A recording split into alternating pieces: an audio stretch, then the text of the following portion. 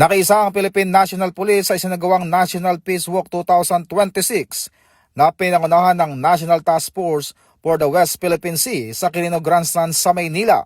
Layunin ng aktibidad na pag-isahin ang mga Pilipino sa pagtatanggol sa karapatan ng soberanya at pambansang interes ng bansa sa West Philippine Sea.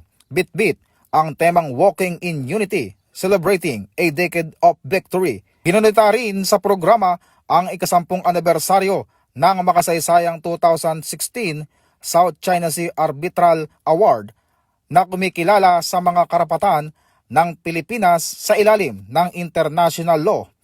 Tinuluhan ng Peace Walk ng mga kinatawan mula sa iba't ibang ahensya ng pamahalaan, uniform personnel at ibang sektor na nagpahayag ng kanilang suporta sa pagsusulong ng kapayapaan at pambansang pagkakaisa. Mula po dito sa himpilan ng Pambansang Pulisya ng Pilipinas, ako po si Patrolman Adrian Dayaw, nagbabalita para sa Police News Express. Bagong PNP para sa bagong Pilipinas, serbisyong mabilis, tapat at nararamdaman.